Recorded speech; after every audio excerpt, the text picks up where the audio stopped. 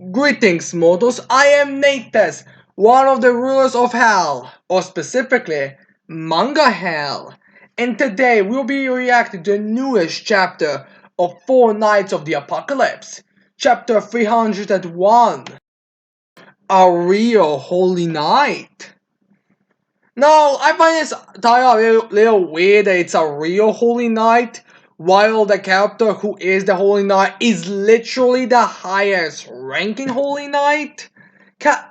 So I do find it a little weird that that's the title, like you'd think they're a real Holy Knight captain.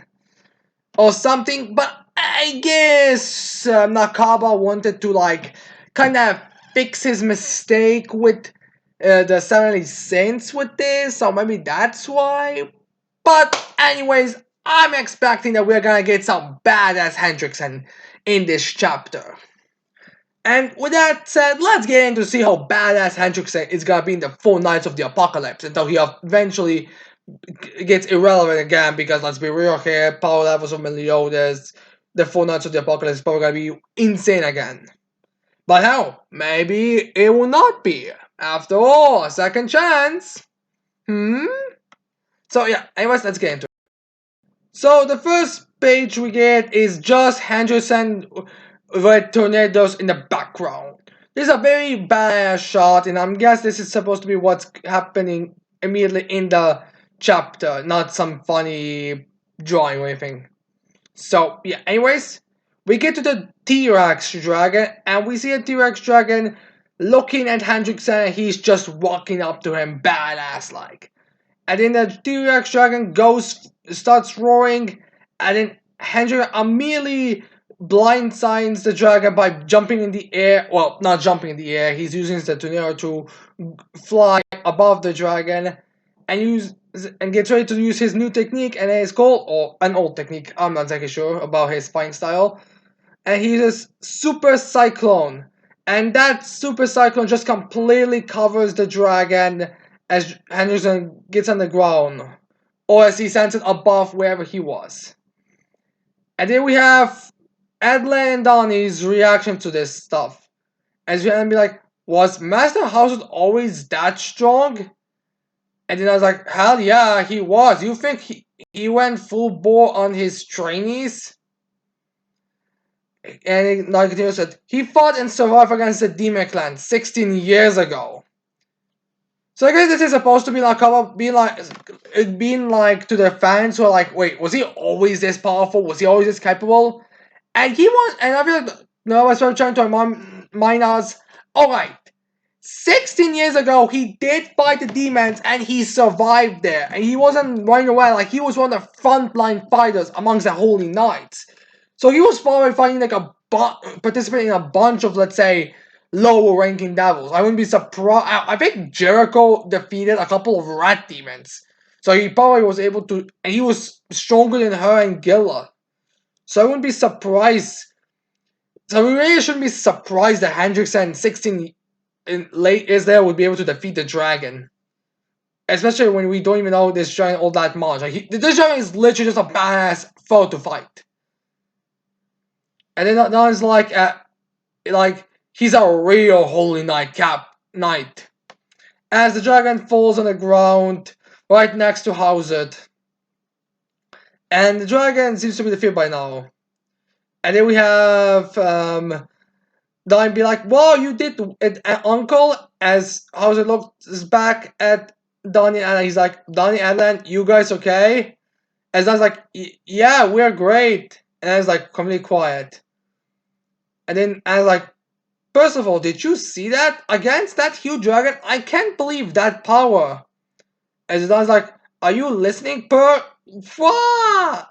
As we then see Donnie, Adlan, and Hauser's reaction, as Hauser just has like, what? And then I was like, what? And then Percival is just like in his chibi form, completely overwhelmed by the chibi Percivals. Someone seems to be jumping on Anne, and he's like, "You holy knights are so cool!" And he and his chibi Percivals are just running at them, and he's like, "I want to be one too. You gotta let me join up. How do I become one? Tell me, tell me." as how's it say, like what the heck? As he's covered, and then Buster's like racing tornado. Oh, holy shock! Like, all right, Percival is supposed to be 16, but this is like really like a little child's reaction. Like, this isn't even like him just appear. It's like, why? It's like this is literally him being like a child. And then we have Super Cyclone. And then Percival's like, so guys, Uncle, the drunk night captain of Lioness, who's actually really strong. And I was just like Spencer said, like, too long, just keep it Hauser. And then, how can I be as strong as you someday, Hauser? And Hauser's like, there's a ton of guys better than me. Which is Hauser saying, alright, people. I guess it's also Takara being like, alright, people, Hauser is really strong, but he's not stronger than the Seven Deadly Saints. He's not strong in Arthur. He's just, comparison to this, right, to the level right now, he is freakishly powerful. And then we get Percival and Hauser uh, reacting to something as we see the baby dragon with Narcians and Sin on him. And Nancy's like, hey, is everyone okay? And then Percival is like, responds with Narcians, the baby dragon's a lot better, huh? And the baby dragon looks very derpy. It looks like kind of like in a Saturday morning kids cartoon right now. Which is weird because I think it looked a bit different, but maybe it's just maybe just forgetting it. Like we didn't get that much of a focus on it. And then we see the baby dragon looking at his mom and reacting to it in shock because his mother is on the ground, hopefully not dying. And then Nonsense be like, "Did you finish it off?" As Southern responds with, "No worries there." And then the baby dragon gets to the mama dragon's eye, close to the dragon, and looks at it. And then Annie responds with, "But if you don't want it attack people and towns again," as Nonsense responds with, "Well," I was like, leave him be." And then it was like, huh? This ancient dragon thought its child was taken. Of course it was on the rampage. And now mother and child are united again. No way it's gonna attack us at random. So I guess I was like, yeah, the only reason why the dragon was attacking or doing anything was because her child was taken away. Now that it's back, it's not gonna be a problem anymore. So yeah. And now we get a, I guess, cool line from Hauser. And if it does, I'll take care of it, okay? Which is true. Like, if this dragon cannot even push Hauser into his serious form, like, let's be real here. Hauser may have a serious expression, but he wasn't going full power. Like, he wasn't, I have to take you down. No, he's like, alright, children, let me show you why I'm the Holy Knight Captain. So, yeah. And then, and no, it's just like a bit of a happy, seems to be a bit happy or shocked. As in, as we see footprints leave, going somewhere, and then we have Hauser being, Adlan, where are you going? I guess I was just trying to move away. And then we have Hauser being like, I know I'm a, oh no, Adlan, this is Adlan. I know I'm a wanted man anyway, there's no making up for what I've done here. To be fair, the entire city was taken over by bandits, although I think that might have been because of your assistance, but still, the city was taken over by bandits. So it was going to take a while before known people would be able to repopulate the city. And then we also see Adlan, and then Hauser just responds to him and be like, so you're gonna forget all about hurting that dragon and wrecking this stuff and just go lay low for a while? As Adlan is a bit pissed and be like, okay, so arrest me and throw me in a cell then. It's not like I could ever. And then we get a close up of Adlan as Hauser just punches him in his back, sending him a couple of feet away.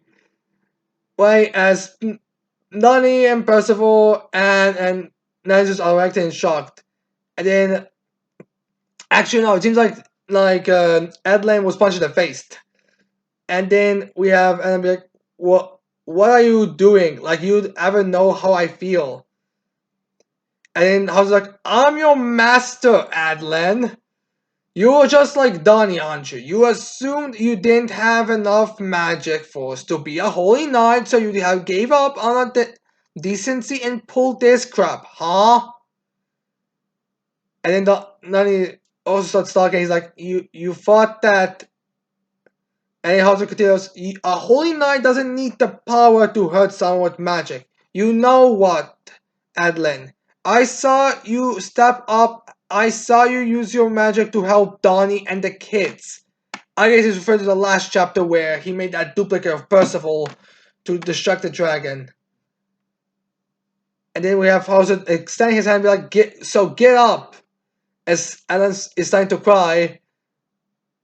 And then we have Hauser be like, I'll train you back up from scratch.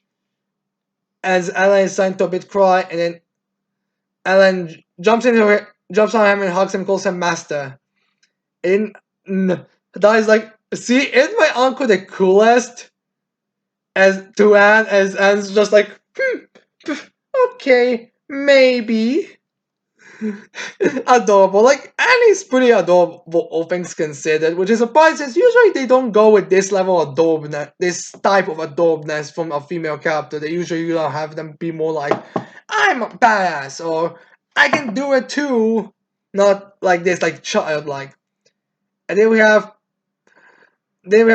Percival and Nigel's copying what House does it, and he's like, I just grabs Nazo's hand by hand, which I think Nazo might have fallen on the ground or something. I'm not sure. And he's like, "So get up." And Nazo is supposed to, "Don't copy me." And then we have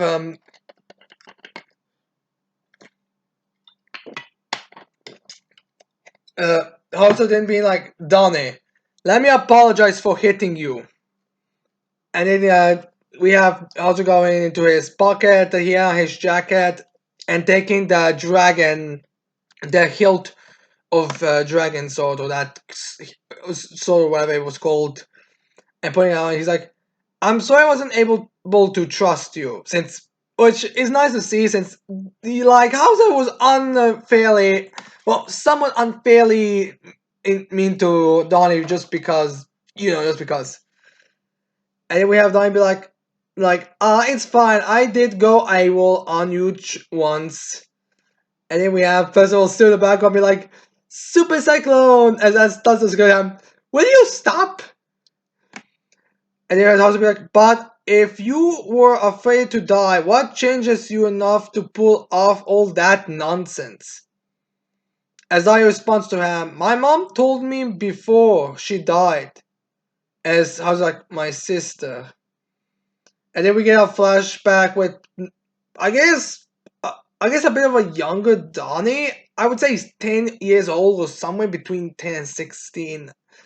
Donnie doesn't look to be all that much younger, essentially. Although it might be the same. I don't know. It's kind of like one of those things that will look better in the anime, or a bit more of a screen, or a little bit more flashback. As we see Alger's sister being like, "You need to love my share as well." Well, actually, no. It's you need to live my share as well. I'm not sure why I got love from live, but yeah. Yeah, and then I was just like being told that it was hard to even ever imagine being a holy knight risking his life for people.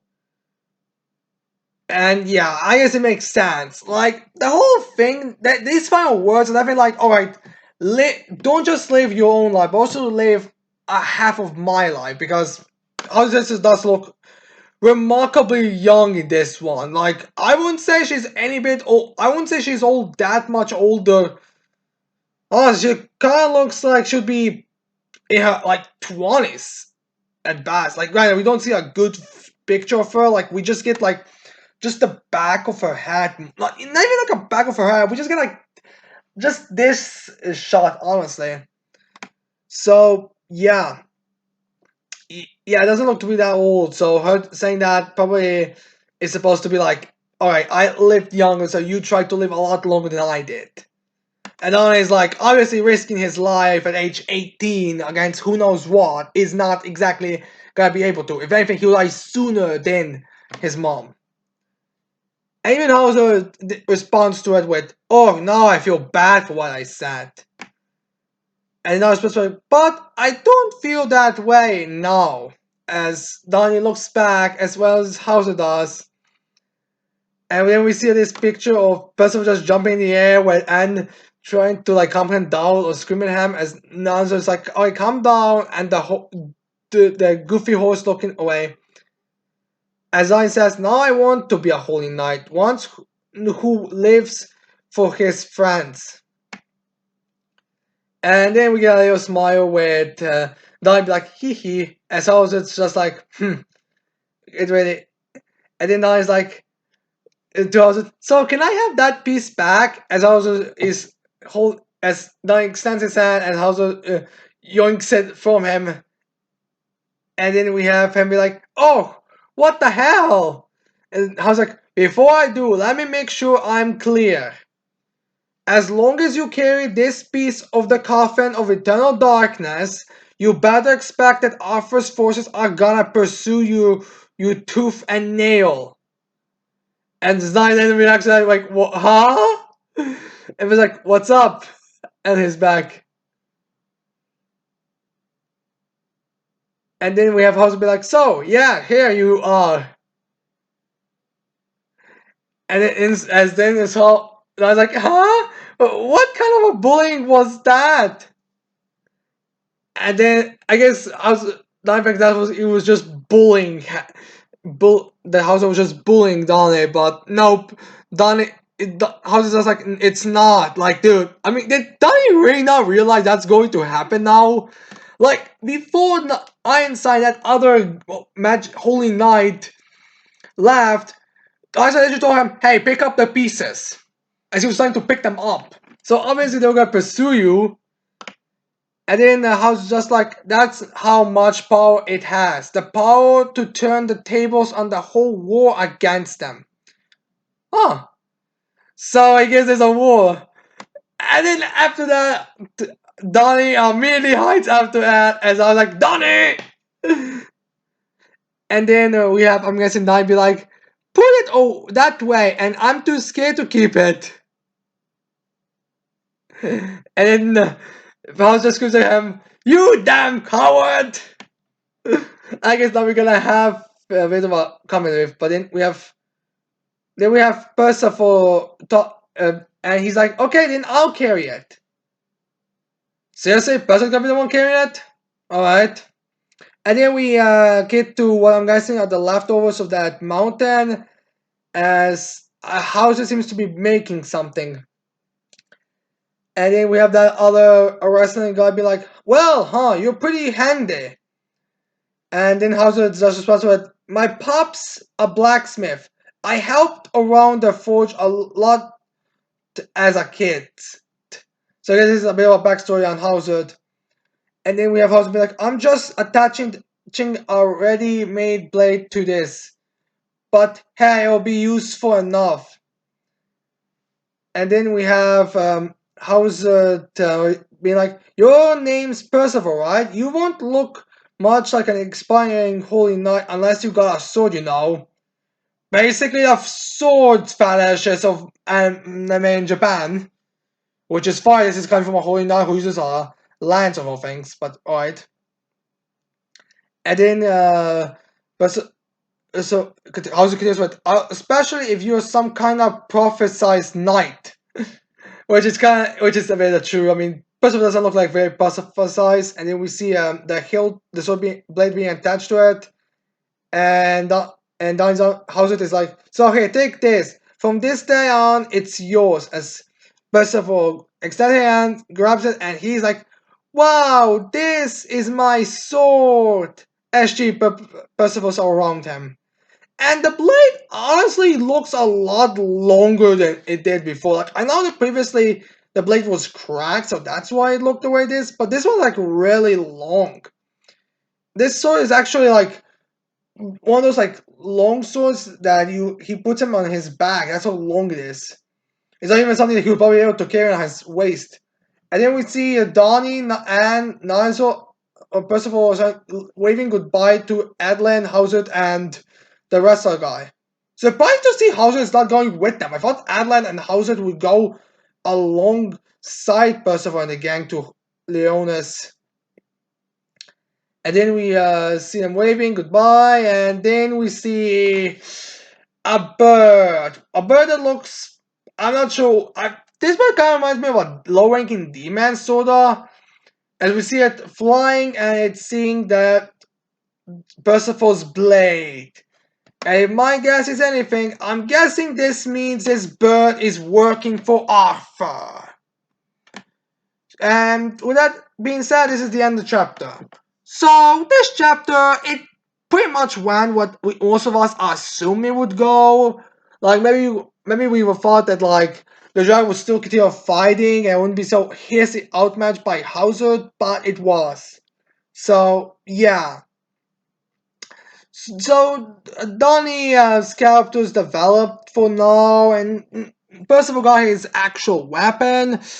I feel like the sword is a bit unnecessary since Percival has more can create anything, and we already have like three horsemen of apocalypse. So it's kind of weird that we have two horsemen of apocalypse who use blades. I'm not exactly sure why we need a third one, but yeah. Now, what could happen in the next chapter? Now, it's possible this bird will either be who the owner of this bird is, a new ally, or a new enemy. I'm guessing a new enemy, but it's still very much unknown for now. So, yeah, this is my reaction to the chapter, and I hope you liked it. I hope you leave a like and subscribe to this channel for more videos in the future. And with that said, I cannot wait to see all of you mortals next time. Goodbye.